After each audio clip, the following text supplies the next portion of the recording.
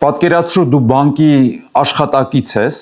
սովորական օր է, գնացել ես աշխատանքի եւ հանկարծ մի վիդեո զանգ ես ստանում քո ղեկավարությունից։ Նայում ես պատկերի մեջ, տեսնում ես քո ղեկավարն է, ձայնը իրենն է, անգամ տեսնում ես այդ սենյակը, որտեղ հավաքվում են տնօրենները, նույն աշխատակիցներն են, նույն միջավայրն է, նույն ձայնն է, քո ծանոթ տնօրենն է, որը խիստ տոնով քեզ կարգադրում է դրամական խոշոր փոխանցում անել։ Վիդեո զանգի մեջ դու տեսնում ես մյուս աշխատակիցներին էլ, որոնք լուրջ դեմքով նայում են քեզ,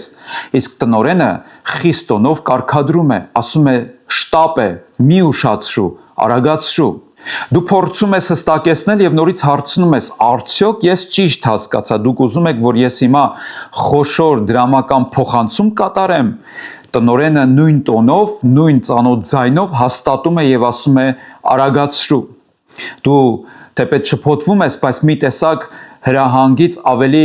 լարվում ես, քեզ որոշելու էլ ոչինչ չի մնում անելու, քան կատարել հրահանգը։ Դու սկզբից անում ես առաջին փոխանցումը, հետո երկրորդ, հետո երրորդ եւ այդպես շարունակ մեկ օրվա ընթացքում 15 խոշոր փոխանցում։ Երբ օրվա վերջն է գալիս եւ փորձում ես ամփոփես քո գործողությունները եւ նորից ճշտես քո ղեկավարության հետ, արյունը երակներիդ մեջ սառում է։ Պարզվում է, որ այդ տեսազանգը կեղծ էր եւ գեներացված էր արհեստական բանականության կողմից, բայց դա այնքան բնական էր, որ դու չկարողացար դա զանազանել։ Միջավայրը արհեստական էր, պատկերը արհեստական էր, ձայնը արհեստական էր, բայց այնքան մոտ էր բնականին, որ բանկի աշխատակիցը սկզբնականում այդպես էլ չկարողացավ զանազանել, որ դա կեղծ էր։ Արդյունքում այդ բանկի աշխատակցի համար օրը ավարտվեց $25 միլիոն խաբեությամբ։ Դեպքը տեղի է ունեցել 2024 թվականի հունվարի կեսերին Հոնկոնգում, խոշոր միջազգային բանկում, որի աշխատակիցը $25 միլիոն փոխանցում է արել իբրև թե իր տնօրինությանը, բայց արդյունքում այդ գումարները այդպես էլ չեն գտնվել, անհետացել են։ Նման տեսանյութը ստեղծվել էր deepfake-ի միջոցով եւ գեներացվել էր արհեստական բանականության կողմից։ Եվ հիմա հարց հետևյալն է. եթե նման դեպք կարող էր տեղի ունենալ միջազգային բանկի փորձառու աշխատակցի հետ, ապա արդյոք նման բան տեղի չի կարող ունենալ մեզ հետ։ Հատկապես մեր մտքում, երբ որ կեղծ իրականությունը իրականի տակ մուտք է գործում մեր կյանք, մեր պատկերացումների մեջ եւ վերջում մենք մեզ խաբված ենք զգում։ Հետևաբար 2026 թվականին դու ինքդ քեզ քո միտքը պետք է 3 բանից պաշտպանես։ Պետք է պաշտպանես քո ընկալումը, քո սիրտը եւ քո նպատակը։ Այս 3-ը մասնավորապես խոցելի են դարձել 21-րդ դարում, հատկապես այս 3-ը թիրախ են լինելու 2026 թվականի ընթացքում եւ հաջորդիվ։ Հետևաբար նորից 2026 թվականին մենք շատ ուշադիր պետք է լինենք եւ պաշտպանենք մեր ընկալումը, մեր սիրտը եւ մեր նպատակը։ Հենց դրա համար էր, որ Մատթեոս ավետարանի 24-րդ գլխի 4-րդ համարում, խոսելով աշխարհի վերջի իրադարձությունների մասին, իր նախաբանում Տեր Հիսուսն իր առաքյալներին հետևյալն ասաց. «Զգույշ եղեք, որ մեկը ձեզ չխաբի»։ Սա Հիսուսի առաջին հորդորն էր աշխարհի վերջի վերաբերյալ։ Եվ նա հորդորում էր իր աշակերտներին, այսինքն անգամ Հիսուսի հետ ապրած, ճանապարհ գնացած, Հիսուսից սովորած աշակերտները պաշտպանված չեն մոլորությունից, եթե անհոգ գտնվեն։ Դրա համար Տեր Հիսուսի հորդորը վերջին օրերի հետ կապված հետևյալն էր. զգույշ եղեք, որ ոչ մեկը ձեզ չխաբի։ 2026 թվականը այն տարին չէ, որ սպառնալիքները գալիս են միայն դրսից, կամ էլ սպառնալիքները գալիս են ռումբերի տեսքով։ 2026 թվականը պատերազմի տարի է, բայց այդ պատերազմը տեղի չի ունենում մեր սահմաններին կամ մեր երկրի ներսում ռազմական գործողությունների միջոցով։ Դա մի պատերազմ է, որի դաշտը մեդիա դաշտն է, որի թիրախը մեր միտքն է, մեր ուշադրությունն է։ Հետևաբար 2026 թվականին մենք շատ զգուշավոր պետք է լինենք եւ սթափ, ուշադիր պետք է լինենք մեր միջավայրին, ուշադիր պետք է լինենք լրահոսին եւ մեդիա դաշտին։ Այսօր ես կուզենամ խոսել 3 սպառնալիքների եւ 3 վտանգների մասին, որից պետք է մենք տեղեկացված լինենք եւ զգուշավոր լինենք դրանց հանդեպ։ Առաջինը կեղծ տեղեկատվության ալգորիթմներն են եւ արհեստական բանականության կողմից գեներացված նյութերը։ Երկրորդը հոգեբանական մեկուսացումն է սոցիալական մեդիայի դարում։ Եվ երրորդ սպառնալիքը, որին պետք է ուշադրություն դարձնենք, անձնային նպատակի կորուստն է արագ փոփոխվող աշխարհում։ Բայց այս ոդքասթը միայն ահազանգ չէ։ Սա նաև դեղատոմս է գալիք մարտահրավերների համար։ Հետևաբար, որպեսզի մենք մեր կապը չկորցնենք իրար հետ եւ եթե նման նյութերը քեզ համար օգտակար են, նորից իմ ավանդական խնդրանքը չմոռանալ դնել լայքի նշանը, բաժանորդագրվել այս ալիքին եւ քո մեկնաբանությամբ ակտիվ լինել։ Եկեք իսկապես ստիպենք YouTube-ի ալգորիթմին, որպեսզի նման նյութերը տարածի եւ շատ ավելի մարդիկ իրազեկվեն։ Պատկերացրու, որ մատի մեկ հպմամբ դու կարող ես դա անել։ Այնպես որ ես շնորհակալ եմ համագործակցության համար։ Իսկ մենք շարունակենք։ Ուրեմն առաջին վտանգը, որ մեզ սպառնում է 2026 թվականի ընթացքում, հետևյալն է. երբ քո իրական ընկալումը գողացվում է։ Ամեն բան արվում է, որպեսզի աշխատանք տարվի մեր ընկալումների վրա, որպեսզի խեղվեն մեր ընկալումները, որ մենք չկարողանանք զանազանել կեղծը իրականից, որ մենք չկարողանանք զանազանել արհեստական բանականության կողմից գեներացված ինֆորմացիան իրական ինֆորմացիայից։ Եվ արդյունքում մենք կընկնենք մոլորության ծուղակի մեջ եւ վերջ-վերջո, եթե մեդիա դաշտում մենք պարտվենք, եթե ինչ-որ մեկին հաջողվի գողանալ մեր ուշադրությունը, այն կգողանա նաեւ մեր միջոցները, մեր կյանքը, մեր ժամանակը, մեր դրամական միջոցները։ Այսօր սուտը չի գալիս սուտ պիտակավորմամբ, նրա վրա գրված չէ սուտ, այն գալիս է շատ գեղեցիկ փաթեթավորմամբ, համոզիչ ձայնով, վստահ դեմքով, եւ հենց այն ժամանակին, երբ դու հոգնած ես, նյարդայնացած ես, եւ դու խոցելի ես ինֆորմացիայի համար։ Նկատել եք, որ ինչի մասին, որ դու ամենաշատն ես խոսում, դա էլ դու տեսնում ես համացանցում։ Օրինակ դու կարող ես ինչ-որ մի ապրանքի մասին խոսել կամ ինչ-որ մի կարիքի մասին եւ բացում ես Facebook-ը, վայրկյանների ընթացքում դու տեսնում ես քո թեման, քո կարիքը, քո զրույցը պրոյեկտված Facebook-ում, ներկայացված համացանցի կողմից։ Մենք հասկանում ենք արդեն, որ մեր հեռախոսները մեզ լսում են եւ մեր անձնական զրույցները, մեր տվյալները վաճառում են բիզնեսներին։ Հետևաբար համացանցի ալգորիթմը չի հարցնում դա ճշմարիտ է թե սուտ է։ Ալգորիթմին հուզում է մի բան, դու դրան կարձագանքես թե չէ։ Եվ եթե սկսում ես արձագանքել, ուշադրություն դարձնել, դիտել մի թեմա, այն անընդհատ բերում է քո լրահոսի մեջ եւ քո ուշադրության մեջ։ Իսկ արհեստական բանականությունը քո արձագանքը իր համար դարձնում է մեծագույն կապիտալ։ Reuters լրատվական գործակալությունը 2026 թվականի հունվարի 17-ին մի հոդված հրապարակեց, որտեղ խորը ուսումնասիրություններ կատարվում արհեստական բանականության կողմից գեներացված լրահոսին։ Եվ արհեստական բանականության կողմից սարքված, պատրաստված նյութերը նրանք տալիս էին որոշակի մասնագետներին, որպեսզի ուսումնասիրեն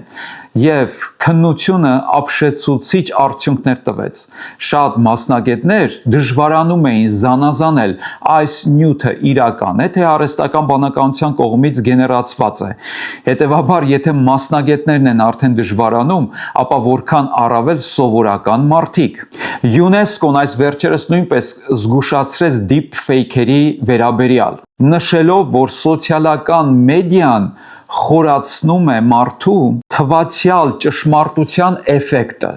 Այսինքն, դա ճշմարտություն չի, բայց մարդուն դա թվում է ճշմարտանման, ճշմարիտ, եւ դա հենց այդպես էլ կոչվեց թվացյալ ճշմարտության էֆեկտ, որը գնալով ավելի է խորանում մարդու մոտ եւ դառնում է համոզմունք։ Երկրկնվող կեղծիքը թվում է ճշմարիտ։ Աստվածաշունչը այս մասին դեռ վաղուց էր զգուշացրել։ Իր առաջին թղթի 4-րդ գլխի 1-ից 2 համարներում Հովհաննես առաքյալը հետևյալն ասաց. Սիրելիներ, ամեն հոգու մի հավատացեք, այլ փորձեք հոգիները, թե արդյոք Աստծուց են։ Ամեն հոգու մի հավատացեք, այլ փորձեք հոգիները, այսինքն քննեք։ 21-րդ դարում ամենակարևոր հատկանիշներից մեկը, որ մարդը կարող է ունենալ, դա անալիտիկ մտածողությունն է։ Երբ որ դու շատ բաներ սկսում ես քննել, ըմբռնել, նոր ընդունել, իսկ շատ մարդիկ այնքան ռեակտիվ են դարձել, որ նրանց պետք է պարզապես մեկ խթան, մեկ ազդակ, մեկ լուր, որ նրանք շարժվեն իրենց տեղից, ռեակցիա ցուցաբերեն։ Իսկ պրոակտիվ մարդիկ քննում են եւ նոր փորձում ընդունել։ Իսկ Հովհաննեսի ավետարան 8-րդ գլխի 32 խոսքում Տեր Հիսուսն ասաց. կճանաչեք ճշմարտությունը եւ ճշմարտությունը ձեզ ազատ կարձակի։ Ճշմարտությունն է, որ մեզ ազատում է, սուտը, կեղծիքը մեզ ստրկացնում է։ Հետևաբար մենք կարիք ունենք ճանաչել ճշմարտությունը։ Այս առումով ես ուզում եմ 3 խորհուրդ տալ քեզ։ Առաջինը դադար վերցրու։ Միանգամից ռեակցիա մի տուր ցանկացած նյութի, որ ընթերցում ես։ Անմիջապես մի կիսվիր, այլ մտածիր, քննիր։ Ես հիշում եմ անցած տարի ամռանը մի սուտ մարգարեություն էր տարածվել, որ իբրև թե սեպտեմբերի, եթե չեմ սխալվում, 23-ին պետք է հափշտակություն լինի։ Որքան հավատացյալներ էին կիսվել այդ նյութով, իսկ որքաններն էին անգամ հավատացել դրան։ Շատերը իրենց մեքենան էին վաճառում, տունն էին վաճառում, որովհետև հափշտակություն պետք է լինի, եւ որքան հավատացյալներ հիասթափվեցին, հուսախաբ եղան։ Բայց իրականում նրանք հափշտակվեցին եւ հափշտակված էին այդ կեղծ եւ սուտ մարգարեությամբ, չէին քննել Աստծո խոսքը։ Երկրորդ բանը մեզ ստից պաշտպանելու համար հետեւյալն է. գտիր աղբյուրը, հղում գտիր, ինչ որ մի լուր են տարածել, փորձիր գտնել այդ լուրի աղբյուրը, որտեղից է այն գալիս, կա արդյոք որևէ հղում դրան, թե դա պարզապես հնարովի մանիպուլացնող մի նյութ է, որ միտված է հասարակության մեջ պանիկա գցելու։ Եվ երրորդ, հոգևոր քննություն անցկացրու։ Քննիր Աստծո խոսքով, մտածիր, այդ լուրը արդյոք ինձ համար օգտակար է, թե վնասակար է, արդյոք ինձ լավ տեղ է տանում, թե վատ տեղ է տանում, արդյոք այն համապատասխան է Աստծո խոսքին, թե ոչ։ Որովհետև մենք գիտենք, որ սատանան էլ կեղծ լուրեր տարածող է։ Եվ հիշենք այս խոսքը Հռոմեացիներին 12:2-ից, որտեղ ասում է նորոգվեք ձեր մտքի նորոգությամբ, որպեսզի քննեք եւ հասկանաք Աստծո կամքը։ Ուրեմն մենք կարիք ունենք ամեն օր Աստծո խոսքով նորոգել մեր միտքը, թարմացնել մեր միտքը։ Այս առումով ես հիշում եմ անտիվիրուսների այդ ծրագրերը, որոնք անընդհատ կարիք ունեին թարմացման, որովհետեւ եթե անտիվիրուսի ծրագիրը չի թարմացվում, այն չի ունենում իր բազայում նոր վիրուսների մասին տեղեկատվություն եւ վիրուսին չի ընկալի որպես վիրուս։ Հետևաբար մենք կարիք ունենք, որ միշտ Աստծո խոսքին մեր միտքը կարճած լինի, միշտ Աստծո խոսքից նորոգենք մեր միտքը, որ կարողանանք զանազանել իրականությունը կեղծիքից։ Քննող միտքը միշտ պաշտպանված է։ Ես չեմ ասում լինենք կասկածամիտ, լինենք անընդհատ քննադատ, վատը տեսնենք, լինենք անհավատ, ոչ։ Բայց Աստծո խոսքն ասում է ամեն բան քննեք, բարին ամուր բռնեք։ Այ հենց աղանդների գործը սա է, որ իրենց հետևորդներին զրկում են քննողական մտքից, զրկում են անալիտիկ մտքից։ Սա կարևոր է մեզ համար, որովհետև Հիսուսն էլ ասաց քննեք գրքերը եւ սերտենք Աստծո խոսքը, որպեսզի պաշտպանված լինենք մոլորություններից։ Երկրորդ վտանգը, որ քեզ կարող է սպառնալ 2026 թվականին, հետեւյալն է. երբ դու կապի մեջ ես, բայց իրականում միայնակ ես, այսինքն կյանքը դառնում է անկապ։ Մենք շատ ենք լսում նման հայտարարություններ կամ խոսքեր, որ մարդիկ ասում են, դե կապի մեջ, կապով կլինենք։ Այո, 21-րդ դարը կապի դարաշրջան է։ Մենք հազար ու մի թելերով կապված ենք տարբեր լրատվական կայքերի հետ, սոցիալական ցանցերի մեջ եւ կապեր կան։ Համացանցը մի կապ է, որ մեզ կապում է այդ իրականության հետ։ Բայց մարդիկ որքան կապի մեջ են, այնքան մի տեսակ անկապ է դառնում նրանց կյանքը, այնքան նրանք սոցիալապես մեկուսացված են զգում, որքան կապի միջոցները շատացել են, այնքան խոցելի է դարձել մարդը միայնակության համար։ Ես իհարկե խոսել եմ միայնակության մասին անցած ոդքասթում, դուք կարող եք նայել եւ եզրակացություններ անել ձեզ համար եւ օգուտներ քաղել այդ նյութից, բայց նորից ուզում եմ հիշեցնել, որ ներկա ժամանակաշրջանի մարդը խոցելի է դեպրեսիայի համար, որովհետեւ մենակ է։ Սոցիալական ցանցերը քեզ տալիս են մի տեսակ կեղծ կապի զգացողություն։ Կարծես դու տեղյակ ես բոլորից, կարծես դու կապի մեջ ես բոլորի հետ, բայց չկա իրական շփում, իրական հաղորդակցություն, որ այդքան անհրաժեշտ է մեր ուղեղի համար, մեր հուզական աշխարհի համար եւ մեր հոգեվոր աշխարհի համար։ Մի տեսակ կա կեղծ մոտիկություն, որը իրական չէ։ Կա նաև համեմատության թույնը, երբ որ դու անընդհատ քեզ ու քո կյանքը համեմատում ես ուրիշների կեղծ նկարների հետ, դե բնական է, որ մարդիկ սովորաբար վեճի նկարներ չեն տեղադրում համացանցում, տեղադրում են, թե որքան երջանիկ են, որքան ուրախ են։ Այդպիսի մի զույգից ես տեղեկացա, որոնք ընդամենը 1 օր առաջ համացանցում տեղադրել էին իրենց երջանիկ նկարները, բայց եկել էին ինձ մոտ խորհրդատվության, որ որոշում են բաժանվել իրարից։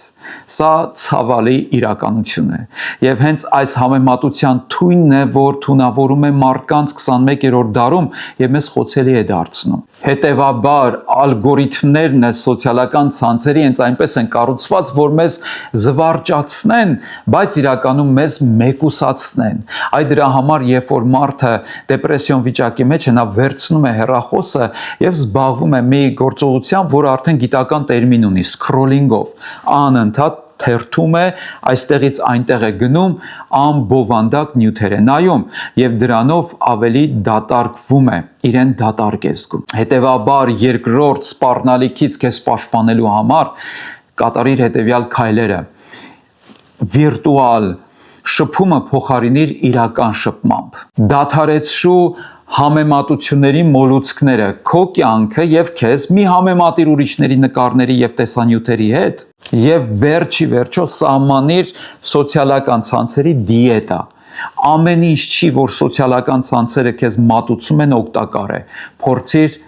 տարբերակել, զանազանել, ժամանակահատված առանձնացնել դրա համար եւ անընդհատ քեզ հիշեցնել, բավարար է, հերիք է, մի դարձիր դոֆամինային թմրամոլ։ Եվ երրորդ սպառնալիքը, որ վտանգ է քեզ համար, որից պետք է տեղեկացված լինես եւ շատ զգուշավոր, հետեւյալն է. դու կորցնում ես նպատակը այս արագ փոփոխվող աշխարհում։ Նկատել եք աշխարհը որքան արագ է փոփոխվում, մասնագիտությունները որքան արագ են փոփոխվում, մարդ կա, որ 6 տարի, 7 տարի, 5 տարի գնում է եւ սովորում է եւ իր ժամանակը, միջոցները դնում է, որ դառնա մասնագետ, հետո հայտնվում է սնանկության եզրին, հասկանում է, որ այդ մասնագիտությունը այլևս արդիական չէ։ Հետևաբար մարդիկ շատ արագ կորցնում են իրենց կյանքի նպատակները։ Շատերը չեն խորտակվում եւ ձախողվում, որովհետեւ վատ մարդիկ են կամ վատ մասնագետներ են։ Շատերը խորտակվում են, որովհետեւ կորցնում են իրենց կյանքի ինչուն։ Ինչու համար եմ ես ապրում։ Աշխարհը շատ արագ է փոփոխվում։ Հետևաբար այն, ինչը մի ժամանակ համարվում էր հաջողություն, հիմա կարող է համարվել ձախողում։ Եվ դա մարդկանց պատճառում է խորը հոգեկան դատարկություն։ Եվ այստեղ վտանգը սա է. մարդը կարող է ապրել լիքը օրակարգով, լինել զբաղված, բայց իրականում օրվա վերջում լինել դատարկ։ Եվ հենց այս դատարկության զգացողությունն է, որ քեզ բերում է խորը դեպրեսիայի մեջ, քեզ գցում է այդ ինքնամեկուսացման, միայնակության անդունդի մեջ եւ դու քեզ խոցելի ես զգում, մենակ ես զգում, անիմաստ ես զգում, քո արածների մեջ իմաստ չես տեսնում, քո կյանքի մեջ իմաստ չես տեսնում, որովհետեւ կորցրել ես քո կյանքի ինչուն։ Ոչ թե հիմա ինչ ես անում, այլ ինչու ես դա անում։ Տեսեք, Եփեսացիներին 2-րդ գլխի 16-րդ խոսքում Պողոս առաքյալը հետեւյալը ասաց. Քանզի մենք նրա ստեղծագործությունն ենք, Աստված է մեզ ստեղծել։ Քրիստոս Հիսուսով հաստատված բարի գործերի համար, որոնք Աստված նախապես պատրաստեց մեզ համար, որպիսի դրանցով ընթանանք։ Աստված մեզ համար նախապես բարի գործեր է նախատեսել, պատրաստել, եւ մենք պետք է դրանք բացահայտենք եւ ընթանանք դրանցով։ Ուրեմն, երբ որ մարդը չի բացահայտում այդ գործը, որի մեջ Աստված իրեն կանչել է, նա սկսում է իրեն զբաղեցնել տարատեսակ դատարկ զբաղմունքներով, հաճույքների մեջ, նյութապաշտության մեջ, կոմֆորտի մեջ է գտնում իր կյանքի իմաստը, բայց երբ որ հասնում է դրան, նա նորից իրեն դատարկ է զգում։ Ուրեմն կյանքի իմաստը բացահայտելն է, թե ինչի համար ես դու ստեղծված եւ ինչ գործ կա, ինչ բարի գործ կա, որ դու պետք է անես, որպեսզի հասնես քո կոչման։ Ուրեմն ասում է, որպեսզի դրանցով ընթանանք։ Երբ որ մարդ գիտի ինչի համար է ապրում, հետևաբար մահն է նրա համար անիմաստ չէ։ Եթե մարդու կյանքը իմաստավորված է արդեն իր գործերով, ոչ թե նրա համար է նա գործեր անում, որ փրկվի կամ հաճելի լինի Աստծո առաջ, այլ բարի գործեր է անում, որովհետև նա փրկված է արդեն, եւ բարի գործերը փրկված մարդու նշանն են։ Հետևաբար քո աղոթքը պետք է սա լինի. Աստված, ինչի մեջ ես դու ինձ կանչել։ Ինչ մի նպատակ ես ինձ տվել, հանուն որի ես պետք է արթնանամ, վեր կենամ իմ անկողնուց եւ գնամ զողողությունների։ Եվ հենց այս նպատակն է, որ մարդուն ապրեցնելու է 2026 թվականին եւ պաշտպանելու է մեզ խաբեությունից, պաշտպանելու է մեզ մոլորություններից եւ դեպրեսիայից։ Այս առումով 3 հարց տուր քեզ։ Որն է իմ առաջնահերթությունը 2026 թվականի համար։ Ոչ թե առաջնահերթություն մարդկանց աչքերին թոս փչելու համար, տպավորություն թողնելու համար, այլ որն է իմ առաջնահերթությունը ըստ Աստծո։ Երկրորդ հարցը. ինչ բարի գործերի համար եմ ես կանչված։ Եվ երրորդ հարցը. որ սովորություններն են, որոնք գողանում են իմ նպատակը, զրկում են ինձ իմ նպատակից, շեղում են ինձ իմ նպատակից։ Տեսեք, Պողոս առաքյալը Փիլիպպեցիներին թղթում հետևյալն ասաց, որ հետին բաները մոռանալով գնում եմ առաջ, գնում եմ դեպի նպատակը, դեպի վերին կոչումը։ Նա գիտեր ինչի համար էր վազում։ Դրա համար իր մահվանից առաջ 2 Տիմոթեոսին ուղերձում հետևյալը գրեց, որ իմ բարի պատերազմը պատերազմեցի, ընթացքս ավարտեցի։ Սա իսկապես երջանիկ, կյանքից կուշտ, գոհ, բավարարված մարդու խոսք է, որը չի կախվում փրփուրներից, որը չի պայքարում մի օր ավել ապրի, որովհետև նա հասել է իր ընթացքին, ավարտել է իր ընթացքը։ Ուրեմն տա Աստված, որ մենք էլ երբ որ հասնենք մեր կյանքի ընթացքին, հետ նայենք եւ ասենք. ես իմ ընթացքը ավարտեցի, ես այդ գործը, որի համար աշխարհ էի եկել, կատարեցի։ Ամփոփենք։ Ուրեմն, եթե դու ուզում ես, որ 2026 թվականը չդառնա այդ 3 սպառնալիքների տարի քեզ համար, եւ դու չդառնաս այդ սպառնալիքների թիրախը եւ զոհը, այս 3 խոստումը տուր քեզ։ Ես չեմ ընդունի մի բան առանց ստուգելու։ Երկրորդ, ես չեմ փոխարինի իրական հարաբերությունները էկրանով։ Եվ երրորդ, ես չեմ ապրի առանց Աստծուց տված ինչուի։ Բարեկամներ, եթե այս նյութը օգտակար եղավ ձեզ, ուզում եմ նորից ու նորից հիշեցնել, չմոռանալ բաժանորդագրվել այս ալիքին, հավանել այս տեսանյութը եւ ձեր մեկնաբանությամբ ակտիվ լինել։ Աստված օրհնի բոլորիդ։ Կուզենամ, որ հիմա աղոթենք։ Մեր սիրելի երկնային Հայր, շնորհակալ եմ քեզանից, որ դու զգուշացնող Աստված ես, արթնացնող Աստված ես եւ թույլ չես տալիս, որ մենք մոլորվենք։ Շնորհակալ եմ, որ քո խոսքը մեր առաջնորդն է, որ քո ճշմարտությունը ազատում է մեզ ամեն ստից եւ մոլորությունից։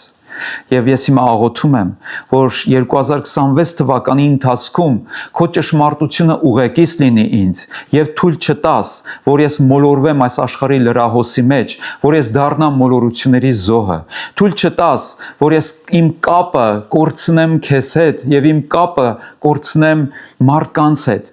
Իրական հաղորդակցությունը չփոխարինեմ կեղծ վիրտուալ հաղորդակցությամբ։ Եվ երրորդ, ես աղոթում եմ,